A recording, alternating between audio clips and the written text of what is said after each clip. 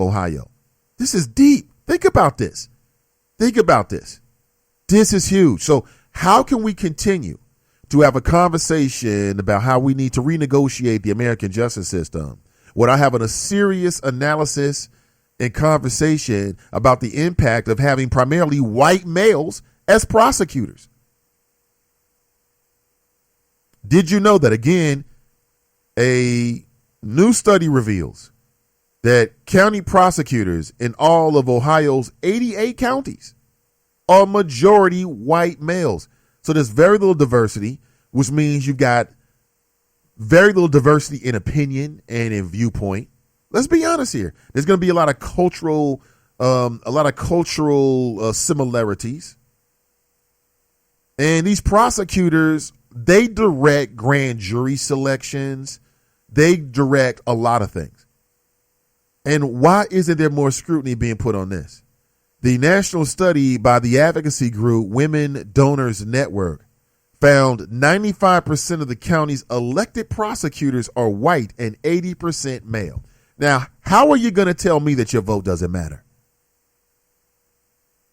We know that our community, the black community, has failed to live up, or should I say, fails to live up every election cycle to our political potential. Because potentially we could run this mother, but we just don't do it.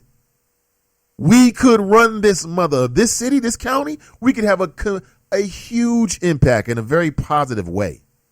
People don't step out. You got people that'll talk about the criminal justice system, right? They will criticize it. They will demonize it. They will vilify it. They will do whatever, right? And in a lot of cases, they might be true. And then they'll take their lazy asses home and not vote. It's lazy. And, Tariq Nasheed comes to mind. So I'm supposed to watch Hidden Colors, but I'm not supposed to vote for the county prosecutor. People need to wake up. People need to wake up. That is deep. 95% of the country's elected prosecutors are white and 80% are male. Ohio's no different. Just in all of the Ohio's 88 counties, right? Just 12 are women. Just 12 are women. Do you think that plays a role in Ohio's over-incarceration problem? Do you think that plays a role? Because I do. I think it plays a huge role. But enough of me, more of your chat this morning. Good morning to you. 7:37 a.m. this morning in the Queen City. Did Bernie Sanders punk the hell out, or is this what happens? His concession, his mea culpa, whatever you might call it. He surrenders. Basically, I'm rolling with the winner. He says he's going to do everything he can to make sure that Hillary Clinton becomes the first female president, the next United States president following Barack Obama. And if you're a Bernie Sanders supporter, how do you feel about this? How do you feel about this? Good morning. Dale writes, Jerica writes, good morning, kings and queens. Good morning, Jerica. Dale writes, sad to say that I rate him from 1 to 10. I give him a 2 on his stance on shooting of unarmed black men by the police. Okay. Junior writes, good morning, family. Let's get it. Good morning, Junior. Good morning, Wanda. Jerica writes, they knew what they were doing. If you confiscate evidence without a warrant, it can be ruled as inadmissible in court. Wow. Smart men. Yeah, the officer, I believe his name is Salamoni, the convenience store worker, and I think I played the audio for you, and he was very, very specific in his viewpoint. He felt like the officers went too far. He said, by the time I walked from the counter to the front door, they had drove up and had already started a physical altercation. And would you like to know what started the whole thing? Why the police were there in Louisiana at that convenience store with Mr. Sterling that day? It was because they had received a phone call that a man was standing outside the convenience store and he was threatening people with the weapon. So did Mr. Sterling get into an altercation with somebody? Was he playing too much? Did his shirt come up? Was the weapon flashed? Did somebody get scared? Was it someone else? Is this a case of mistaken identity? Was the wrong convenience store? It'll all come out, I'm sure. Ed writes, politically correct, I give the president an A. Being real about police shooting unarmed black men, I give him an F. Tell writes, Nate, we gave it some time for them to do it. So, but haven't we seen interviews of the families, friends, associates of this so-called Micah Johnson? Hell, Dylan Root's family member been interviewed in the media. The Orlando shooter family members been interviewed in the media. The DC sniper family members been interviewed in the media. Hell, we knew of Lee Harvey Oswald family members. So why is the media being passive on finding family members of Michael Johnson? Question mark. Well, I have seen and heard it on other radio stations that there was at least one interview. I believe you can find it like on Gossip, World Star. Just Google Micah Johnson's mom and dad or father speaks. And I saw the father, he was inconsolable. He says he had no idea. He had no idea. Son's 25 years old, was in the Army Reserves. He knew he was kind of conscious and into politics or whatever. But he said he did not see it coming. And these are black people now. Come on now. Is that possible? How could your son have a cache of weapons at his apartment? Does mom and dad not go to his apartment a lot? I mean, I guess it's possible. I mean, is it possible for your son or daughter to be the perpetrator of a mass murder, to have these feelings toward a certain group of people, to have basically, if you believe the police, at his house, he was making weapons, and you have no idea whatsoever? Do you believe them? You tell me. Akeem writes, morning chop shop. What drugs was George Bush Jr. on at the Dallas Police Officers Memorial? I don't know. Well, why do you say that? I must have missed it. Pat writes, Daryl, it was reported that Mr. Johnson lived with his mother. I only heard it once and have not seen any pictures or interviews of his mother. I believe that the mother was in the interview that I saw in the background. And they're at their house. They're like sitting on the couch. Have you seen that? If not, I can post a link. I'll put it on Facebook. Make it easy for you during the next break. So Tanika writes, good morning, team. And good morning, Tanika. Kiki writes, wow, there was some issues with Spreaker this morning. I don't even see my post on here. Welp. Great sunrise, Mr. Ivy and Chop Shop, CRU. Again, I'll say it again for folks who are late. It's 7:42 a.m. Or maybe you're joining later. That is that yesterday and today, the show was started. Then I had to end it very quickly due to some things that weren't in order. And my apologies on one of those days. That was all on me. The other, not me. But I really appreciate you. If that ever happens, NathanIvey.com. And when you see that red light on the player, that means you know that we're live. It is not a perfect science. Very good, though. I enjoy Spreaker, but nothing's perfect.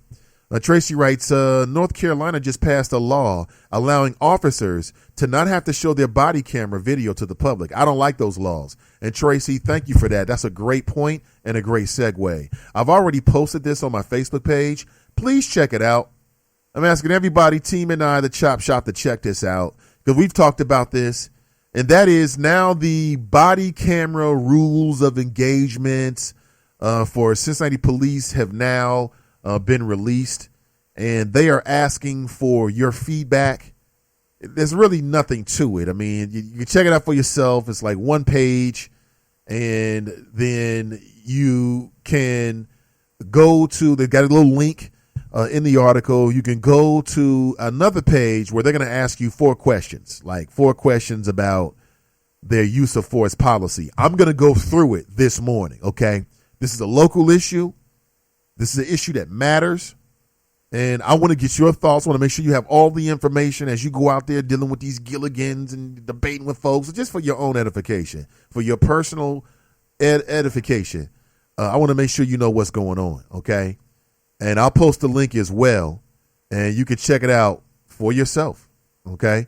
And follow that link. Matter of fact, it's up already. It's on the official Facebook page. And it reads, the CPD is asking for feedback. It's an article from WCPO. Cincinnati releases policy for police body cams. And we've all been interested in this, have we? Overall, do you feel like body cams make a difference? So new policies were released just yesterday. And they detail specifically when a Cincinnati police officer are expected to activate their body cams and when they can be turned off. Do you like the idea that they can be turned and on and off by the officers? I guess they need some privacy. I can understand that. Quote, we anticipate this document being updated often based on feedback received and lessons learned. That's City Manager Harry Black, who now at least 2 members of City Council don't believe a word he says, especially when it comes to MSD. And is this all political? Is it sealed back trying to take a shot at the Cranley administration because personally they don't like each other? Or is there an attempt to set this MSD crisis? And in particular, what's happening with Charlie Winburn? And oh yeah, there are some more issues that you may not be aware of. Some phone calls and maybe some deals and compromises were made that involve Mr. Charlie Winburn. I'll give you the details in just a couple of minutes. It's getting deep. But is this an attempt to set Miss MSD up as a campaign issue, either for city council or maybe even more importantly for mayor next year? Okay, you tell me. Here we go. So here are here are the times when Cincinnati police officers are going to be expected to activate their body cams at minimum, okay? During all calls for service and self-initiated activities, while responding to calls for service in emergency mode, that's lights and siren activated, during the entirety of traffic pursuits and foot pursuits, at traffic stops, including the investigation of a vehicle and occupants already stopped or parked. Oh, it makes sense.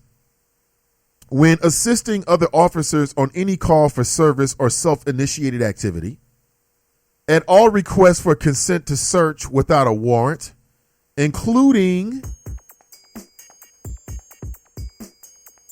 searches of persons, buildings, or vehicles, during requests for searches and deployments of drug detection canines involving vehicles, when practical, while someone is being physically arrested and being transported in any department vehicle at any location. So basically, at any time that you're dealing with the public and in any way in which you might be making an arrest, then your body cam has to be on. Okay. That's the short list as reported by WCPO. There's a link to I'm not sure, to an interdepartmental correspondence sheet that's dated July 7th, 2016. It's to Mr. Harry Black, city manager, and it's from Colonel Elliot Isaac. That's the police chief. Subject, body worn camera policy and procedure. And it goes in much more detail about the procedures and when they cannot. Here's what I like to know.